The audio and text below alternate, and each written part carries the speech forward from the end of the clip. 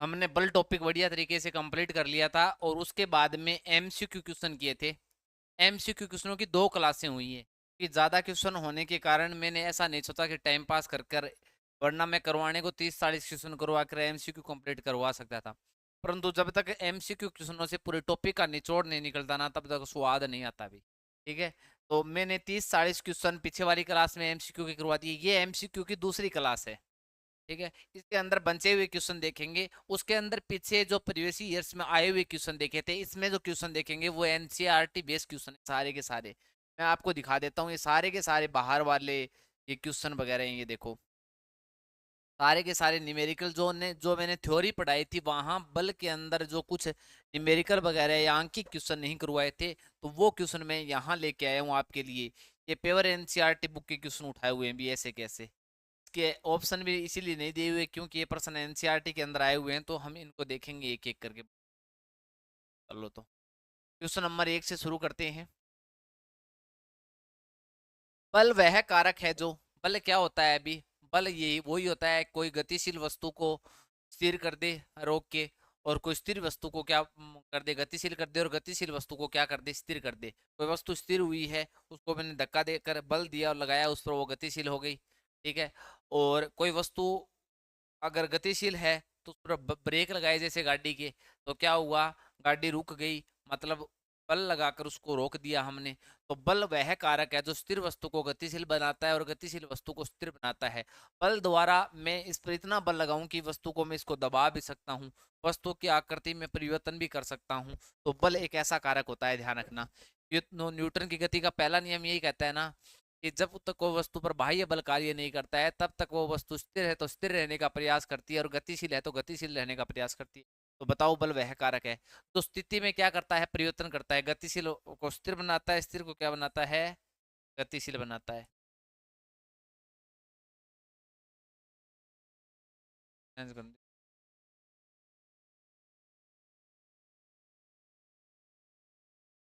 तो वस्तु की स्थिति में क्या करता है, परिवर्तन करता है बल, वस्तु की गति में परिवर्तन करता है भी। कोई वस्तु गति है तो गतिशील अवस्था में स्थिर कर देता है, स्थिर है गतिशील बनाता है। वस्तु की गति की दिशा में भी क्या करता है, परिवर्तन करता है, ये ध्यान रखना। वस्तु के आकार और आकृति में भी परिवर्तन करता है, मतलब सारी बातें बताई गई हैं वो है सत्य हैं। ये प्रश्न एनसीईआरटी से बनाया हुआ किसने।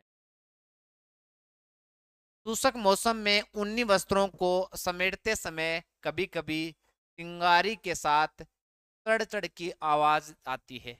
कई बार देखियो तेरी जाय में बडेड़ा होनी सर्दियां में, यहाँ करके देखो आग चिपाटेगी, क्यों, क्योंकि वो रगड़न से वहां पर आवेश उत्पन्न हुए दोस्तों। ठीक है ना, उन आवेशों के कारण होता है, वहां पर एक बल होता है, आवेश दो आवेशों के बीच में लगता है, वो होता है स्थिर विद्युत बल। ठीक है ना, तो स्थिर विद्युत बल के कारण देखने को मिलता है वो चीज। निम्न में से कौन सा घर्षण बल के बारे में सही कथन नहीं है। घर्षण बल हमने पढ़ा था, स्थैतिक घर्षण बल पढ़ा था, स्थैतिक घर्षण बल पढ़ा था, सर्पी घर्षण बल पढ़ा था, और लोटनीय घर्षण बल पढ़ा था, लोटनीय घर्षण बल पढ़ा था।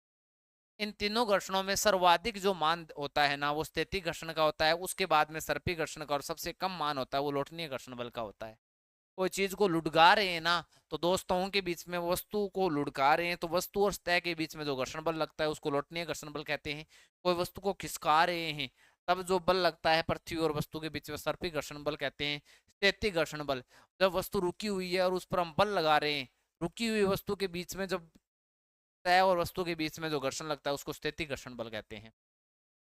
एक सीमांत घर्षण बल होता है जो स्थैतिक घर्षण बल का अधिकतम मान होता है, ये ध्यान रखना। वो पढ़ा था बढ़िया तरीके से, क्लास लेके देख सकते हो घर्षण बल के प्रकार, जो मैंने आपको बढ़िया तरीके से समझाया वहां।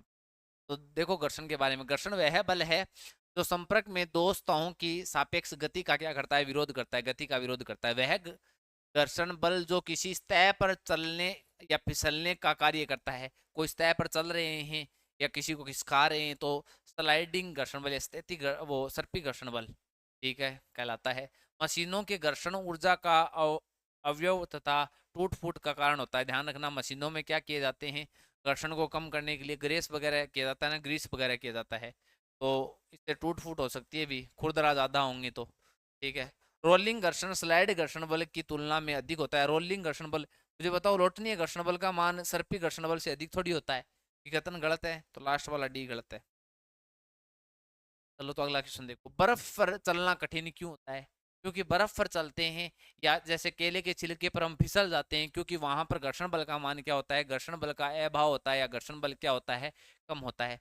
ऐसी इस पृथ्वी के ऊपर कोई भी सतह नहीं है जहां पर घर्षण बल का मान शून्य होता है, कुछ ना कुछ तो घर्षण बल का मान होता है, ये ध्यान रखना।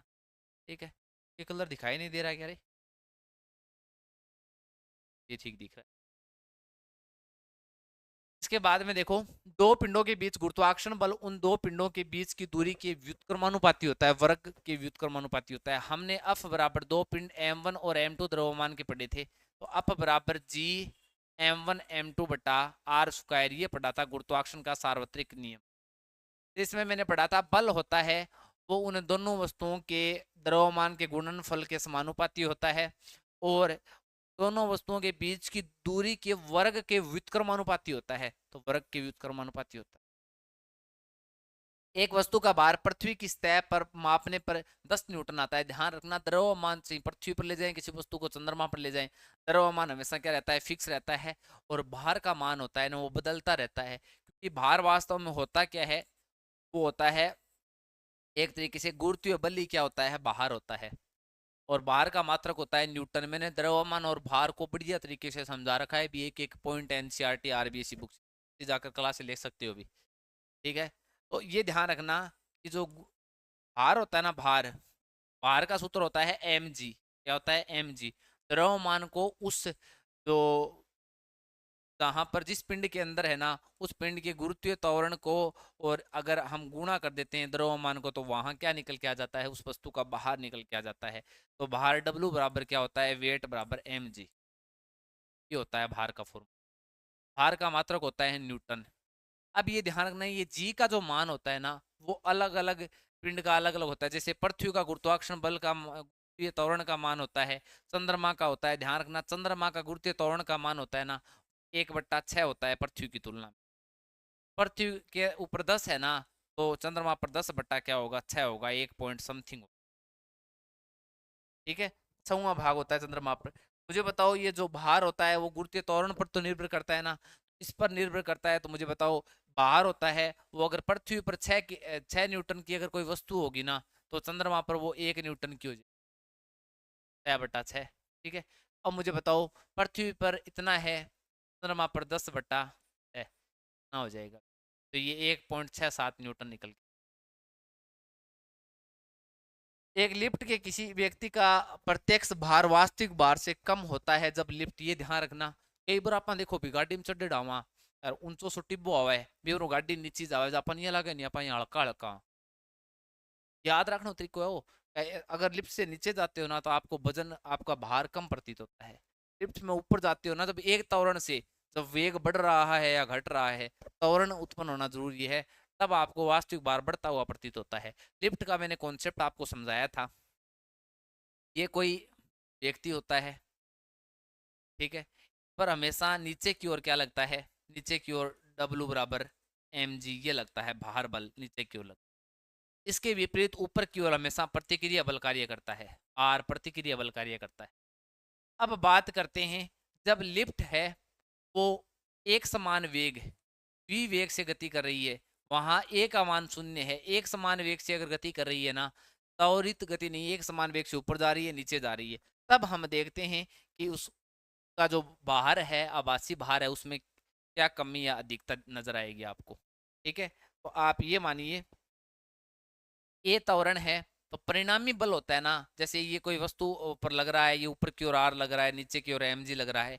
ये वस्तु जब स्थिर होती है ना, तब मैंने बताया था आर बराबर क्या होता है? एम जी, ये बराबर होता है। जब वस्तु मुझे बताओ नीचे जा रही है, लिफ्ट जब नीचे जा रही है, लिफ्ट जब नीचे जा रही है, इसका मतलब ये है कि एम जी का मान नीचे की ओर क्या लग रहा है? आर से अधिक लग रहा है। इसका मतलब ये हुआ कि जो परिणामी जो बल कार्य कर रहा है ना, वो क्या कर रहा है? ये नीचे लग रहा है एम जी, एम जी ज्यादा है, तभी वस्तु नीचे की ओर जा रही है, माइनस से आर। परिणामी बल अफ बराबर M G minus R. F का मान एम ए बराबर M G minus R. A का त्वरण का मान एक समान वेग से गतिशील है, तो 0, एम जी बराबर आर। तो ये मानिए इसका जो आर होता है ना, आर आर होता है वो प्रतिक्रिया बल इसके बराबर होता है। इसका मतलब होता है जो व्यक्ति का भार होता है ना, भार बल होता है, इस आर को हमेशा आभासी भार, इसको आभासी भार मानेंगे। भार में जो परिवर्तन हुआ है ना, आभासी भार, आभासी भार, इसको आर को हमेशा, प्रतिक्रिया बल को हमेशा आपको आभासी भार मानना है।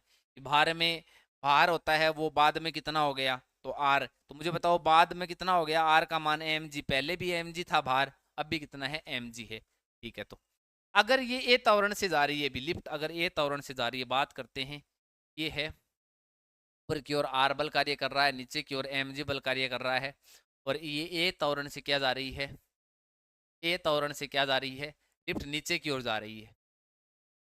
अब मुझे बताओ परिणामी बल बराबर नीचे की ओर जा रही है, तो एम जी माइनस है आर, आर क्या होता है यहाँ पे, आभासी भार होता है, प्रतिक्रिया बल होता है, आभासी भार माना जाता है। आपका मान एम ए लिख देंगे बराबर एम जी माइनस आर, ये तो वास्तविक भार होता है एम जी, तो और आभासी भार आर माना जाता है, तो आर का मान निकालना है हमें, आर इस साइड में जाएगा, M G minus M A, वास्तविक भार ये था, इसमें से ये एम ए घटेगा, तो आर आभासी भार क्या होगा, भी कम होगा या नहीं होगा वास्तविक भार से, तो आभासी भार क्या होगा, आभासी भार, भार में क्या होगी, कमी महसूस होगी हमें, क्योंकि एम जी में से कुछ ना कुछ घट रहा है, क्या होगी, कमी होगी जब लिफ्ट नीचे आएगी।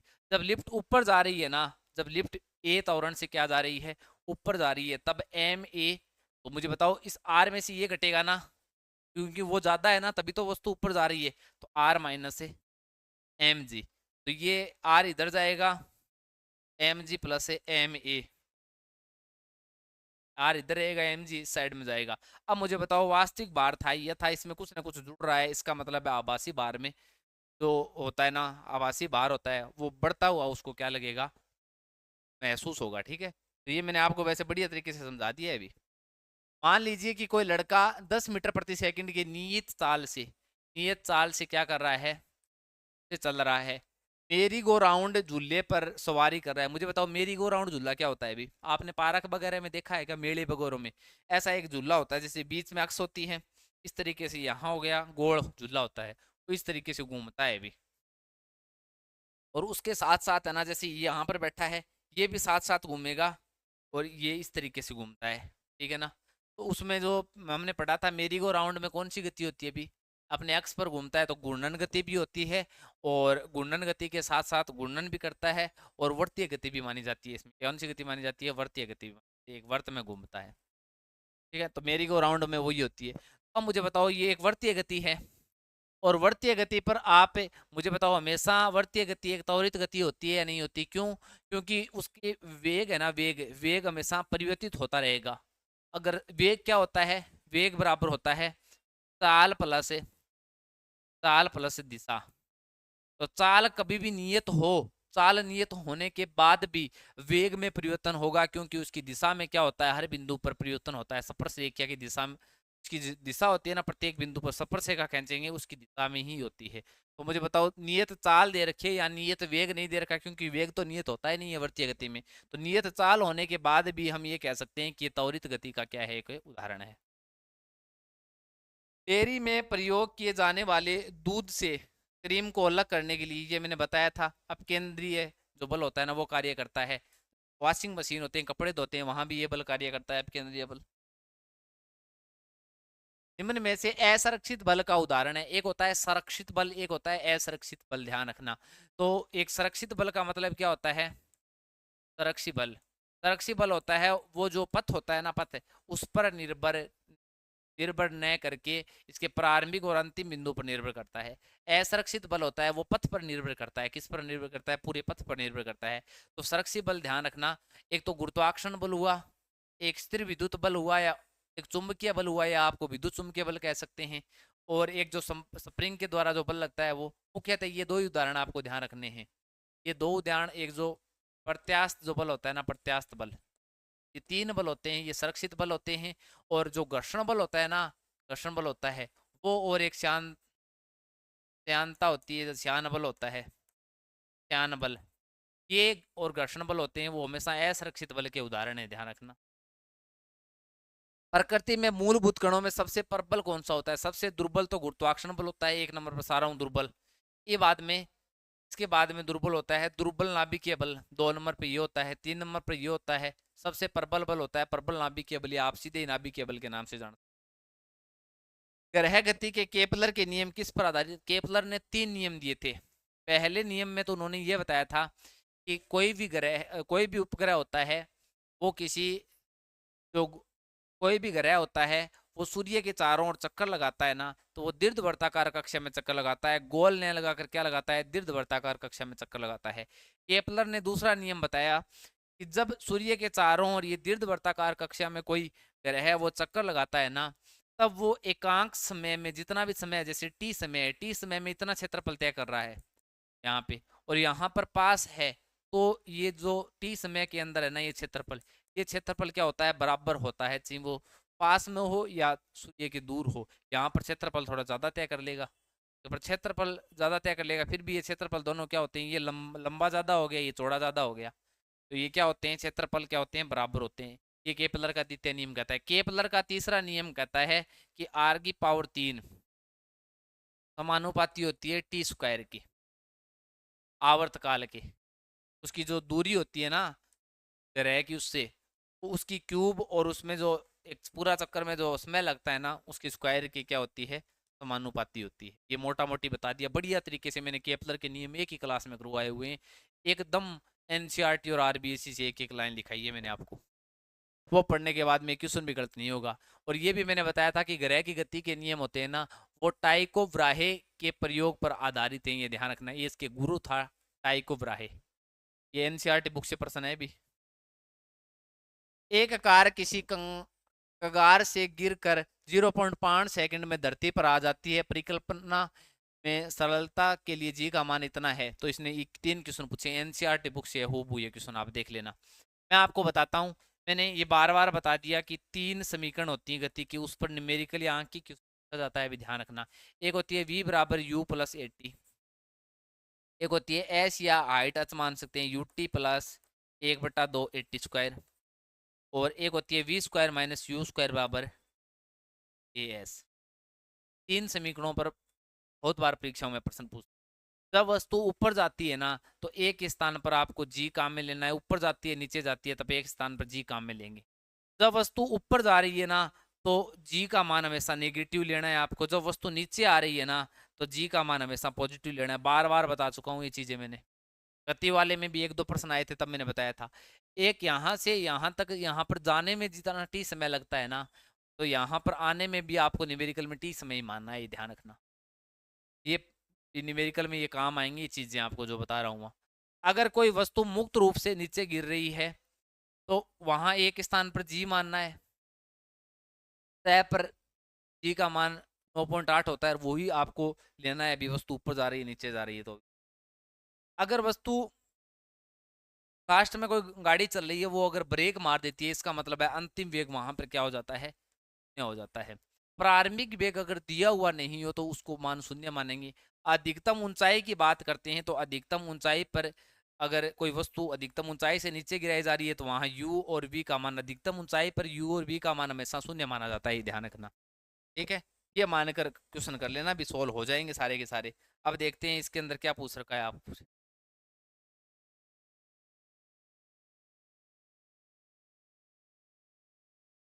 चलो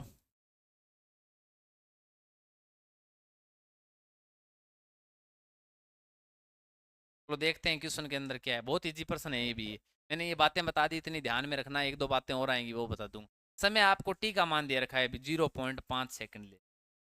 ठीक है, धरती पर आ गिर रही है, ऊपर से है, ये धरती पर आ रही है, नीचे की ओर आ रही है। ठीक है, तो परिकल्पना में सरलता से जी का मान, धरती पर टकराते समय कार की चाल क्या होगी, इसका मतलब ये है कि प्रारंभिक चाल यहाँ पर वस्तु आ रही है, तो इसका मान आपको 0 मानना है, क्योंकि वहां से शुरू हुई है आनी, तो वहां पर इसको शून्य मानना है। अगर कोई वस्तु ऊपर की ओर जाती है ना, तो एक बार वहां पर रुकती है, तो वहां पर v का मान क्या मानना है, u आपका प्रारंभिक वेग होता है, v आपका अंतिम वेग होता है, तो u और v क्या मानना है आपको, शून्य मानना है। s यहाँ पे विस्थापन होता है, ध्यान रखना। t समय होता है, ये तो पता ही होगा, ये त्वरण होता है, कितनी बार बता दिया अभी।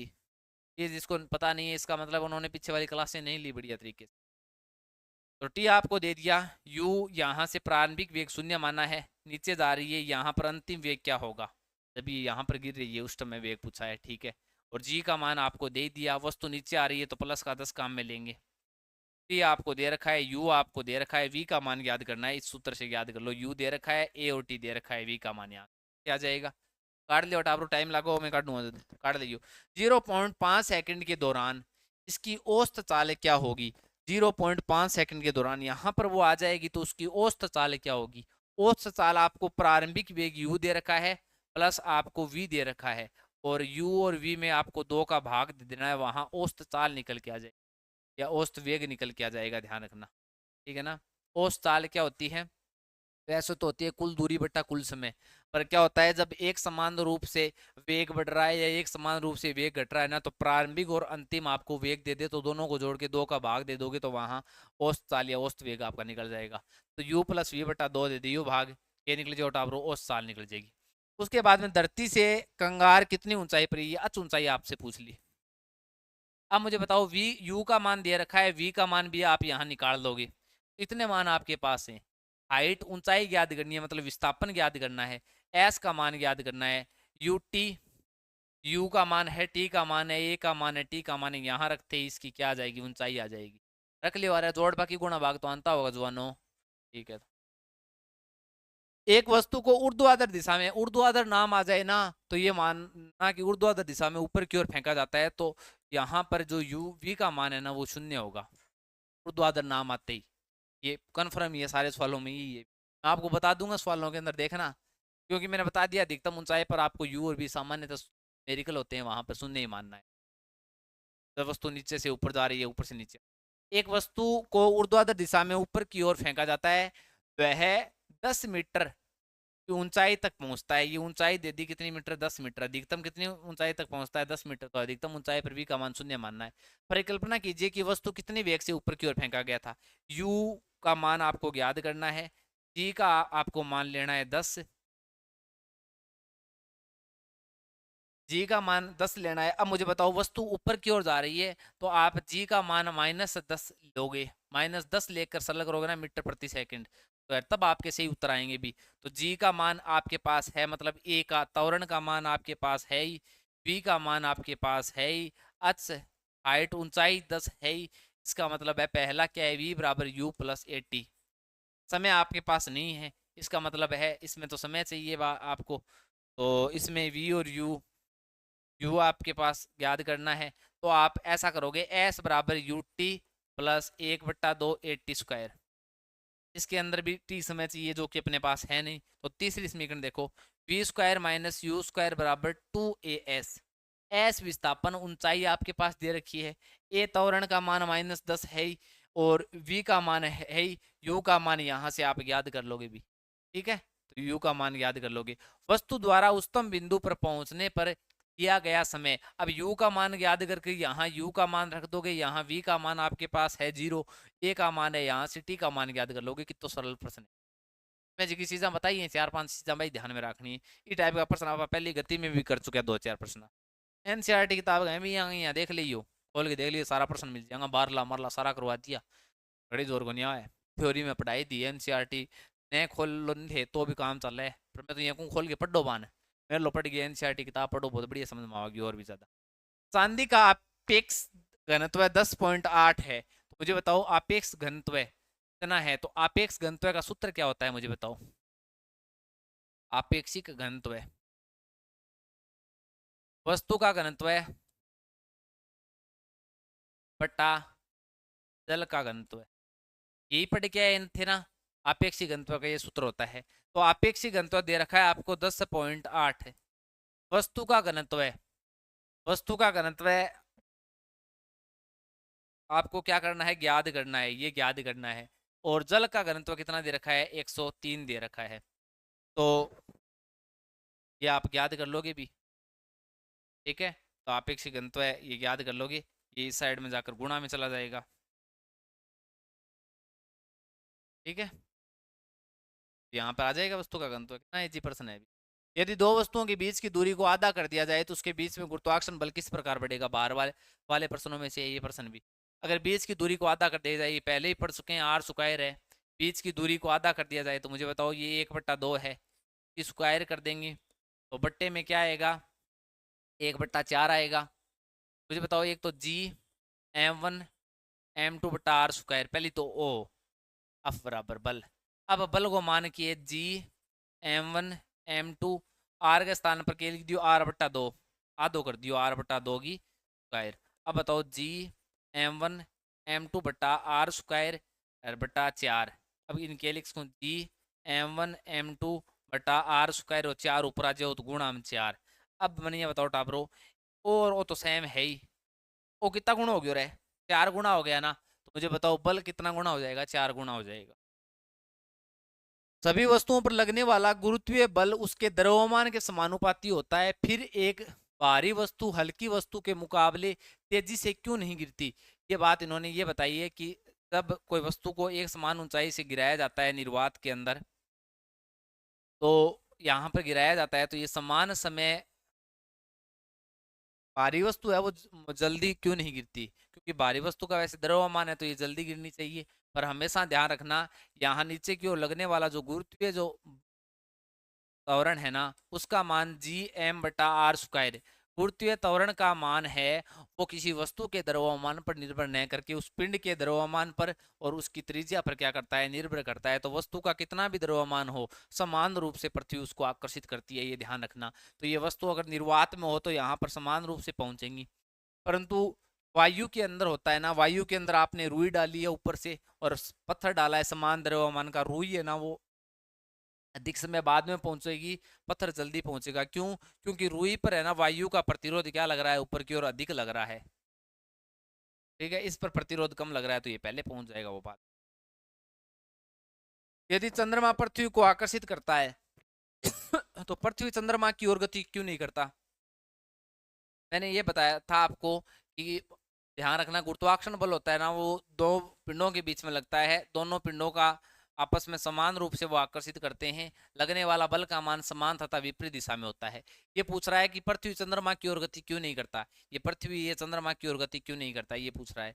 पृथ्वी चंद्रमा की ओर गति इसलिए क्यों नहीं करता, क्योंकि पृथ्वी का द्रव्यमान होता है वो चंद्रमा के द्रव्यमान से क्या होता है, अधिक होता है।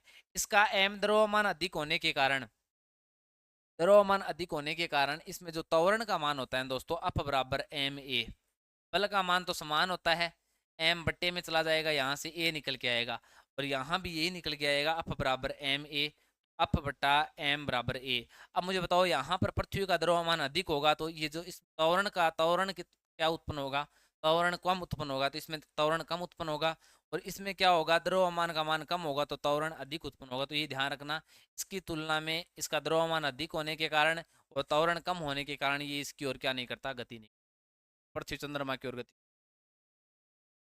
दो वस्तु एनसीईआरटी से भी प्रश्न, तभी मैंने इसके ऑप्शन नहीं बना रखे। दो वस्तुओं के बीच लगने वाले गुरुत्वाकर्षण बल का क्या होगा यदि वस्तु का द्रव्यमान दोगुना कर दिया जाए, कर दियो भी, दोनों वस्तुओं का द्रव्यमान दोगुना कर दियो, 2 2 4 तो बल का मान 4 गुना हो जाओ। वस्तुओं के बीच की दूरी दुगनी दुगनी कर दी जाए या तिगनी कर दी जाए, दुगनी कर दी जाए तो वो दुगनी कर दिया जाए ना, दूरी दुगनी कर दी जाए तो बल क्या होगा, नीचे वाली दूरी दुगनी हो जाएगी, दुगनी हो जाएगी तो 4, तो बल होता है वो 1/4 गुना हो जाएगा, ठीक है। दोनों वस्तुओं के द्रव्यमान दुगुना कर दिया जाए तो, एक वस्तु का द्रव्यमान है यहाँ पे ध्यान रखना, एक ही वस्तु का द्रव्यमान आपको दुगुना करना है, तो ये ध्यान रखना दुगुना करना है तो आपका मान 2 गुना हो जाएगा, दोनों वस्तुओं का करना है तो 4 गुना हो जाएगा। एक व्यक्ति ए अपने मित्र के निर्देश पर ध्रुवों पर, पीछे वाले जो बल की क्लास हुई थी उसमें मैंने आपको समझाया था कि ध्रुवों पर क्या होता है, गुरुत्वीय त्वरण का मान क्या होता है, अधिक होता है, तो यहाँ पर भार का मान भी क्या होता है, अधिक होता है। यहाँ पर जी का मान कम होता है तो भार का मान भी क्या होता है, कम होता है। यहाँ पर कोई आपने सोना खरीदा, फिर आप यहाँ पर जाओगे ना तो वो क्या हो जाएगा, बढ़ जाएगा, ठीक है, परंतु यहाँ पे जाओगे तो उसको क्या होगा, नुकसान होगा, क्या नुकसान होगा। ऐसा समझो कि वो सोना अगर आप खरीद रहे हो, सोना वास्तव में आप सोना खरीद रहे हो भी 5 न्यूटन सोना खरीद रहे हो, ठीक है, 5 न्यूटन सोना आपने यहाँ खरीद लिया, ठीक है। अब आप यहाँ गए तो वो सोना क्या होगा, बढ़ेगा भी, वहाँ यहाँ गए तो सोना बढ़ेगा। अगर आपने सोना यहाँ खरीदा 5 न्यूटन और आप यहाँ आपने जाकर देखा तो वहाँ क्या प्रतीत होगा, कम प्रतीत होगा। तो एक व्यक्ति ये अपने मित्र के निर्देश पर ध्रुवों पर कुछ ग्राम सोना खरीदता है, वह इस सोने को विश्वत पर अपने मित्र को देता है, यहाँ खरीदता है और वो अपने मित्र को यहाँ पर देता है। क्या उसका मित्र खरीदे हुए सोने के भार से संतुष्ट होगा? यदि नहीं तो क्यों? ये मैंने आपको बता दिया, वहां आकर क्या हो जाएगा, कम हो जाएगा। ध्रुवों पर जी का मान विषुवत वर्ग की अपेक्षा क्या होता है, अधिक होता है, ध्यान रखना। चंद्रमा की सतह पर गुरुत्वीय बल पृथ्वी की सतह की गुरुत्वीय बल की 1/6 होता है। 10 kg की वस्तु का चंद्रमा पर पृथ्वी पर न्यूटन में भार क्या होगा? मुझे बताओ, भार का वेट का सूत्र होता है mg, ठीक है ना। तो यहाँ पर आपको है ना, पृथ्वी पर तो जी का मान कितना रखना है, 10 मीटर प्रति सेकंड स्क्वायर या 9.8 रखना है। चंद्रमा पर जी का मान है ना वो 10/6 इतना रखना है, 1.67 रखना है, ठीक है। रख कर याद कर लेना। अभी एम का मान आपको दे रखा है, द्रव्यमान का मान हमेशा समान रहेगा। एक गेंद ऊर्ध्वाधर दिशा में ऊपर की ओर 49 मीटर प्रति सेकंड की वेग से फेंकी जाती है। ऊर्ध्वाधर ऊपर की ओर फेंकी जाती है, तो मैंने कह दिया यहाँ वी का मान 0 लिख दो आप, ठीक है। और यू वेग आपको दे रखा है, कितना दे रखा है, 49 मीटर प्रति सेकंड, इससे फेंकी जाती है। यू और वी आ गया। पूछा क्या है आपको, जी को आपको पता है ऊपर की ओर फेंकी जाती है, तो जी का मान -10 मीटर प्रति सेकंड स्क्वायर, तीन वैल्यू आ गई अपने पास।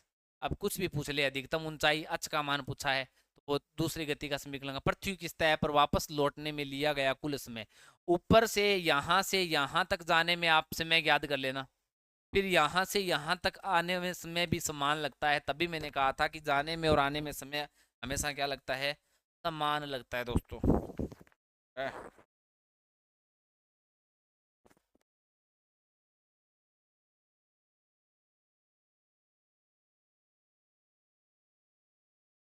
चलो तो यहाँ से यहाँ तक जाने में समय याद कर लेना गति के तीनों समीकरणों से, और फिर आपको क्या करना है, समय को दुगना कर देना, तो वापस आने में उतना समय लगेगा। गति के तीनों समीकरणों में लगेंगे, देख लेना कौन कौन से मान दे रखे हैं। सरल प्रश्न। 19.6 मीटर ऊंची एक मीनार की चोटी से एक पत्थर छोड़ा जाता है, पृथ्वी पर पहुंचने में इसका अंतिम वेग याद करो। ये मीनार की चोटी है, 19.6 मीटर। एक मीनार की चोटी से एक पत्थर छोड़ा जाता है, यहाँ से एक पत्थर क्या किया जाता है, छोड़ा जाता है। तो यहाँ पर यू का मान पहले 0 था, छोड़ने के बाद में इसका अंतिम वेग यहाँ पूछ रखा है, ये वेग याद करना है। जी का मान आपको दे रखा है, नीचे आ रहा है, तो आपको 10 मीटर प्रति सेकंड स्क्वायर प्लस का लेना है। जी का मान है, यू का मान है, और एच का मान आपको दे रखा है, वी का मान याद करना है। तो एस बराबर U T plus 1/2 eighty square. यहाँ से यू का रखो मान, ये काम नहीं आ रही समीकरण, क्योंकि टी का मान अपने पास नहीं है। V square minus U square बराबर 2as। आ काम आसी एस एच ऊंचाई आपको दे रखी है, विस्थापन दे रखा है, ए त्वरण आपके पास है ही, और आपके पास यू है, वी आपको याद करना है, यहाँ से भी याद कर लेना। तीनों समीकरण रड़पड़ानी है, मान याद करना है।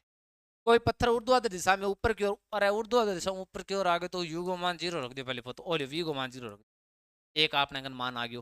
दूसरों की है ऊपर की ओर 40 मीटर प्रति सेकंड प्रारंभिक वेग से, तो 40 मीटर प्रति सेकंड वो आ गयो।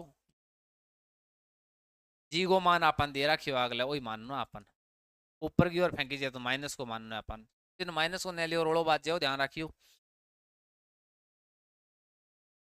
अधिकतम ऊंचाई याद करनी है, नेट विस्थापन याद करना है, वही विस्थापन वही ऊंचाई, पत्थर द्वारा चली गई कुल दूरी कितनी,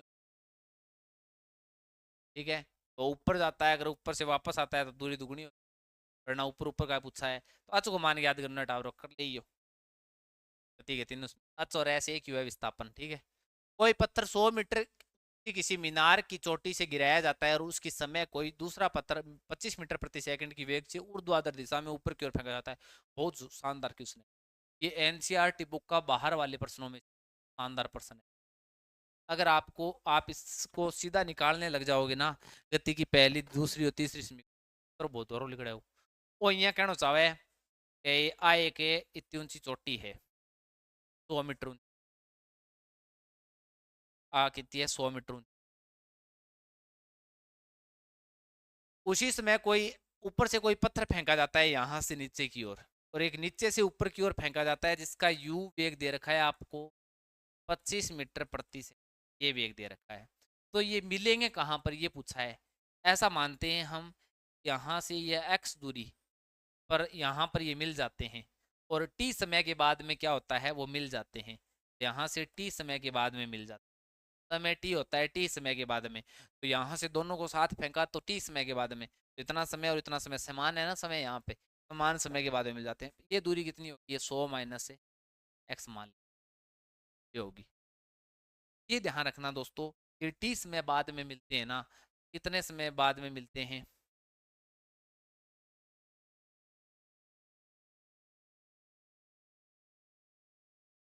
ये प्रश्न कक्षा 11 और 12 की बुक के अंदर भी दे रखा है।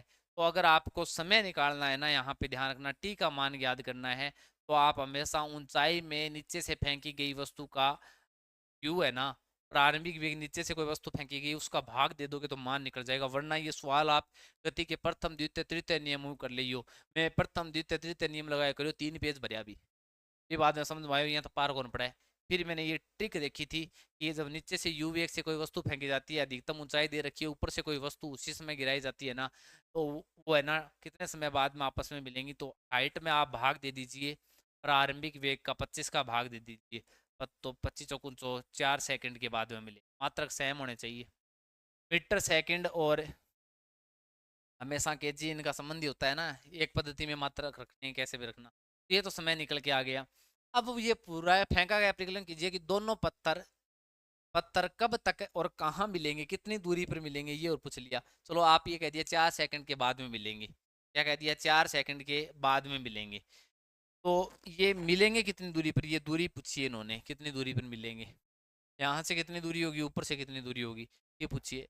तो ये ज्ञात करने के लिए मैं आपको बताता हूँ, वहां से कई बार प्रश्न भी आता है कि किसी ऊंचाई से कोई वस्तु है वो नीचे गिराई जा रही है, h ऊंचाई है, मतलब विस्थापन s है, यहाँ से कोई गिराई जा रही है, तो u का मान क्या है, 0 है। तब आपको गति की दूसरे समीकरण से s बराबर t प्लस 1/2 80 स्क्वायर, तो यहाँ पर u का मान 0 है, तो s या h बराबर 1/2 80 स्क्वायर। यहाँ से आप t का मान निकालना, यहाँ से t का मान निकालोगे तो रूट 2h अपॉन ये मान निकल, ये मानो कि ऊपर से कोई वस्तु को नीचे की ओर गिराई जाती है ना, तो वहां प्रारंभिक वेग 0 होता है ना, तब ये ध्यान रखना हाइट और समय के बीच में ये संबंध होता है, हाइट और समय, ऊंचाई और समय के बीच में,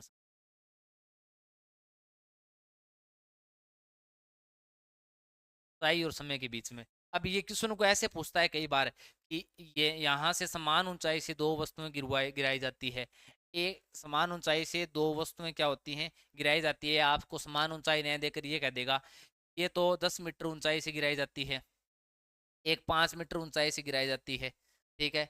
एक में समय t1 लगता है, एक में t2 लगता है, तो समय का जो t1 और t2 का अनुपात याद करो। तो यहाँ से ये ध्यान रखना, h का मान, a का मान आपको फिक्स है, g का मान ही रखना है, ठीक है। तो t का मान यहाँ से एक आ जाएगा, फिर उसका आ जाएगा, दोनों का अनुपात याद करना है। अनुपात याद करना है ना, ऐसा प्रश्न आ जाए तो t1/t2 का जो अनुपात होता है ना, वो रूट h1/h2 ये होता है, ठीक है। ऐसे प्रश्न कई बार परीक्षाओं में आते हैं भी, ठीक है। तो T1 और T2 का जो अनुपात होता है, आप सीधे ही रूट लगाकर H1 और H2 का भाग दे देना, यही इसके अंदर लगाना है। T1 ऊपर में यहाँ से कोई वस्तु आ रही है, यहाँ से यहाँ तक कोई वस्तु आ रही है, ऐसा मानो, आप मान के चलो कि यहाँ से यहाँ तक इसको टी समय लग रहा है ना, समान समय लग रहा है, एक समान समय मिलेंगे। चलो एक साथ दोनों वस्तुओं को, एक को ऊपर छोड़ रहा हूँ, एक को नीचे छोड़ रहा हूँ, मैंने देखा कि हाँ टी समय बाद में दोनों मिल रही हैं, तो यहाँ से यहाँ आने में, यहाँ से आने में समान समय लगता है। तो ऊपर वाले टाइम क्या हो गया टी, नीचे वाला टाइम कितना हो गया टी, बराबर रूट h, ये ऊंचाई कितनी है 2 माइनस एक्स, नीचे वाली ऊंचाई कितनी है ये x, ठीक है। यहाँ से 1/1 बराबर रूट 2 माइनस एक्स बटा एक्स, ठीक है। यहाँ दोनों साइड में स्क्वायर करेंगे तो रूट हट जाएगा, 1 बराबर 100 माइनस एक्स बटा एक्स, तो ये x गुणा में उड़ जाएगा, x बराबर 100 माइनस एक्स, ये x इस साइड में जाएगा, 2x बराबर है, तो x का मान कितना निकल के आ जाएगा 40 निकल, 2 का भाग दोगे तो 50 निकल के, तो ये जो ऊंचाई है वो 50 ऊंचाई पर ही आपस में मिली, ठीक है। यही तो निकल के आएगा अभी, x का मान 50 मीटर ऊंचाई पर निकल के आएगा। ऊपर की ओर जा रही है ना, ये तो संबंध तब होता है ना जब कोई वस्तु ऊपर से दोनों वस्तुएं आ रही हैं, तब होता है। का मान कितना कैसे निकालेंगे भी।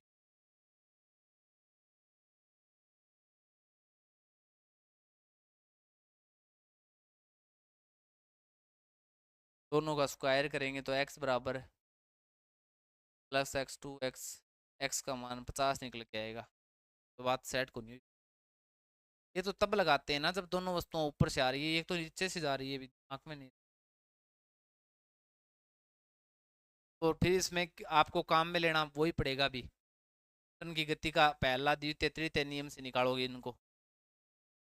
आपके पास समय आ गया, यू दे रखा है आपको, ठीक है। समय आपके पास आ गया निकल के, t बराबर 4 सेकंड।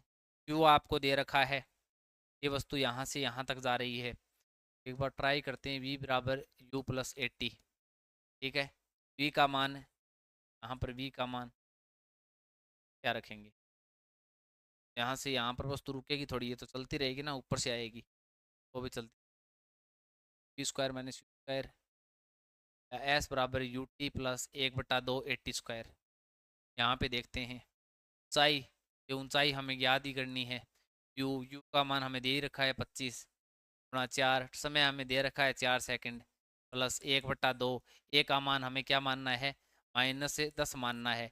टी समय मान दे रखा है, यहाँ से हाइट निकल के आ जाएगी ऊंचाई। तो न्यूटन की गति का कौन सा नियम ले लेंगे, ये काम में ले लेंगे भी, या दूसरा ऐसे कर लोगे फिर। पर ये ध्यान रखना भी, ये अलग है भी इस टाइप की, ये मैंने आग नहीं लगाया कि ऊपर से नीचे। पर प्रश्न बहुत ही मजेदार प्रश्न है भी। ऊर्ध्वाधर दिशा में ऊपर की ओर बराबर 0 कर दे। ऊपर की ओर फेंकी गई एक गेंद 65 पश्चात, नहीं ये 6 सेकंड है, 6 सेकंड पश्चात फेंकने वाले के पास लौट आती है। अच्छा अच्छा, अठों ऊपर की ओर फेंकी, 8 एकड़ आगे रुकेगी भी, बाद में पाछी क्या होगी, नीचे आएगी। तो 8 ऊपर और नीचे आने में 6 सेकंड लगी, तो मैं कहो जो बराबर समय लगे तो मैंने बताओ 8 ऊपर जाने में कितना सेकंड लगे, 3 सेकंड लगे। काम आवे नहीं, मैं चीज़ा बताई थी पहले। तो यह किस वेग से ऊपर की ओर फेंकी गई थी, यू गो मान थाने पूछ लियो, जी गो मान थाने बेरो हटा ब्रो, ऊपर की ओर जा रही है तो -10 काम में। बस यू गो मान थाने पूछ लियो, यू गो मान याद कर दोगा। गेंद द्वारा पहुंची गई अधिकतम ऊंचाई कितनी होगी, अच का मान याद करना है, दूसरी गति को समीकरण लगाएगा, अच को मान याद कर लियो। ऐसी आज विस्थापन 4 सेकंड पश्चात गेंद की स्थिति क्या होगी। बहुत बढ़िया चीज पूछ ली। 4 सेकंड पश्चात मतलब 3 सेकंड पर यहाँ से यहाँ तक पहुंचेगी, 3 सेकंड पर। बात सियाणी है इसकी, यहाँ से यहाँ तक कितने सेकंड में पहुंचेगी, 3 सेकंड पे। उसके बाद में वापस वस्तु यहाँ से यहाँ तक 1 सेकंड में आएगी। ये पूछ रहा है कि ये इसकी स्थिति क्या है, यहाँ से कितनी ऊंचाई है, यहाँ से कितनी ऊंचाई, ये पूछ रहा है। तो ये स्थिति याद करनी है, तो आप इसको काम में लोगे भी। देखो यहाँ पर वस्तु एक बार आगे रुकी है ना, रुकी है, फिर वापस शुरू हुई है यहाँ से, तो यहाँ पर अंतिम स्थान पर u बराबर क्या है, 0 है। u बराबर 0 है, और u बराबर 0 मान लिया। 1 सेकंड में समय आपके पास t बराबर 1 सेकंड हो गया, u बराबर आपके पास 0 हो गया, ठीक है। और v आपका जो वेग है, वस्तु का वेग v आपने निकाला ही है, यहाँ पे v आपने निकाला है, ठीक है। v तो आपने पहले निकाल दिया ना, v कैसे निकाल लिया, क्या क्या निकल के आ गया अपने पास, देखो। पहले तो आपको वेग से ऊपर की ओर फेंकी गई है, किस वेग से ऊपर की ओर फेंकी गई है, तो ये u वेग निकल के आया, ठीक है। उसके बाद में अधिकतम ऊंचाई आपको पूरी ऊंचाई निकल के आई है, ठीक है, कोई बात नहीं। 4 सेकंड के पश्चात 3 सेकंड पर तो यहाँ पर होगी ये, उसके बाद में ये 3 सेकंड पर माना कि यहाँ पर होगी, तो यहाँ पर 1 सेकंड लगा है यहाँ से यहाँ आने में, और यहाँ पर रुकी, एक बार रुकेगी वस्तु और फिर वापस आएगी नीचे की ओर, तो यहाँ पर u बराबर 0 होगा। और हमें क्या याद करनी है, ये हमें याद करनी है कि कितनी दूरी, तो ये कितनी दूरी तय करेगी, दूरी बराबर एस बराबर U T plus 1/2 T square L. ये दिक्कत है, अगर दिक्कत आई है आ दूरी याद करनी हो, विस्थापन याद करना है थाने, ठीक है। यू गो मान थाने 0 मानना ही है, एक बार रुके ही वस्तु, टी गो मान थाने दे ही रखी है 1 सेकंड, तो टी को मान रखते हुए ए का मान, वस्तु नीचे आ रही है, तब जी का मान हमेशा प्लस का 10 मीटर प्रति सेकंड लेना है, तब ये विस्थापन आ जाएगा। यहाँ से लेकर यहाँ तक दूरी पूछ लेगा। अगर ये पूछे कि नीचे से कितनी दूरी पर है, तो आप ये दूरी पूरी में से घटा देना, यहाँ से जो निकाली है वो। ठीक है, आ गई होगी समझ में। चलो तो आगे वाला प्रश्न है कि हाँ 20 ग्राम के किसी पदार्थ का आयतन 20 ग्राम के किसी पदार्थ का आयतन 20 सेंटीमीटर क्यूब है, तो यदि पानी का घनत्व इतना है तो पदार्थ तैरेगा या डूबेगा। मैंने बताया था कि अगर वस्तु का घनत्व है, बढ़िया तरीके से बताया हुआ है, वस्तु का घनत्व है अगर अधिक है पानी के घनत्व से, पानी के घनत्व से, तो वस्तु डूब जाएगी। वस्तु क्या होगी? डूब जाएगी। अगर वस्तु का घनत्व है पानी के घनत्व से कम है तो वस्तु तैरेगी। अगर दोनों का बराबर है तो डूबती हुई तैरेगी। ठीक है, ये चीजें बताई हुई थी। घनत्व काट लो दोनों वांगो। पानी को घनत्व थाने दे रखे है 1 ग्राम सेंटीमीटर क्यूब, ये होता है इसका ग्राम सेंटीमीटर। सीजीएस पत्ती में, एमकेएस पत्ती में, एसआई पत्ती में और होता है इसका मात्रा। इसका मुझे बताओ, ये पदार्थ दे रखा है, इसका घनत्व, घनत्व का सूत्र हमने क्या पढ़ के आए थे? घनत्व बराबर द्रव्यमान बटा आयतन। द्रव्यमान कितना दे रखा है अभी? द्रव्यमान 50 ग्राम दे रखा है। ठीक है, ग्राम दे रखा है, यहाँ सेंटीमीटर दे रखा है, तो ग्राम को केजी में बदलने की कहीं आवश्यकता नहीं। तो 50 बटा 20 बिंदु बिंदी 5 बटा 2, ये इसका घनत्व निकल के आ गया। और उसका 1 है, 2 में इसका भाग देंगे, 2 2 4, 2 पॉइंट समथिंग आएगा। तो मुझे बताओ इस वस्तु का घनत्व इससे अधिक है या नहीं? अधिक है, तो वस्तु क्या होगी? डूब जाएगी। 500 ग्राम की एक मोहरबंद पैकेट का आयतन इतना है, तो ये मोहरबंद पैकेट है, इसका घनत्व निकालना पड़ेगा पक्का ही। 500 ग्राम दे रखा है, ये इसका क्या दे रखा है? आयतन दे रखा है, तो घनत्व बराबर है द्रव्यमान बटा आयतन। ठीक है, यहां से निकल गया 35, 1 पॉइंट समथिंग आएगा। तो पैकेट 1 ग्राम सेंटीमीटर घनत्व वाले पानी में तैरेगा या डूबेगा? ये तो कन्फर्म है भी, ये 1 पॉइंट समथिंग आएगा। 1 से अधिक आ रहा है ना, तो वस्तु क्या होगी? डूबेगी भी। वस्तु, इस वस्तु का घनत्व अधिक होने के कारण वस्तु डूबेगी, बस वही प्रश्न है पीछे वाला। इस पैकेट द्वारा विस्थापित पानी का द्रव्यमान कितना होगा? ये ध्यान रखना। मुझे बताओ, विस्थापित पानी का द्रव्यमान पूछा है आपको, तो विस्थापित होने वाला जो, देखो घनत्व है बराबर है द्रव्यमान बटा आयतन, यही तो होता है ना सर। अब मुझे ये बताओ जल का घनत्व क्या होता है? जल का घनत्व 1 है, दे रखा है 1 ही होता है, ध्यान रखना, ग्राम सेंटीमीटर क्यूब में 1 है। ठीक है, अब बात करते हैं विस्थापित पानी का द्रव्यमान पूछा है आपको, तो विस्थापित होने वाले पानी का द्रव्यमान, यहाँ पर आप मानो विस्थापित होने वाले पानी का द्रव्यमान बट्टा विस्थापित होने वाले पानी का आयतन।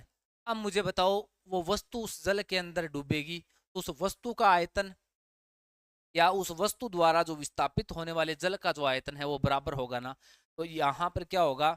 ये तो द्रव्यमान तो पूछा है, घनत्व तो अपने पास है, कोई वस्तु है वो जितना जल विस्थापित करती है ना, जितना जल विस्थापित करती है उतना ही उस वस्तु का क्या होता है? आयतन होता है, ध्यान रखना।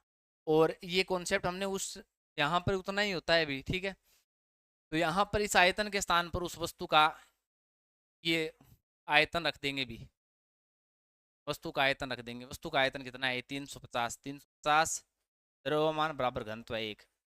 बताओ इसका द्रव्यमान कितना आ जाएगा? 350 ही निकल के आ जाएगा। और एक हमने ये भी देखा था भी, कोई वस्तु है वो जल को जितना ज्यादा विस्थापित करती है ना, तो खुद के बाहर से अगर जल को ज्यादा विस्थापित कर देती है तो वस्तु वो तैरती रहती है, वरना वस्तु डूब जाती है। तो यहाँ आपको क्या मानना है? उस वस्तु का आयतन और जो विस्थापित होने वाला जो द्रव्य है ना उसका आयतन क्या है? बराबर है, तब ये क्वेश्चन निकल के आ जाएगा। इसी के साथ अपने सारे क्वेश्चन हमने बढ़िया तरीके से भी, इसी के साथ मैं अपने शब्दों पर विराम देता हूँ। जय हिंद, जय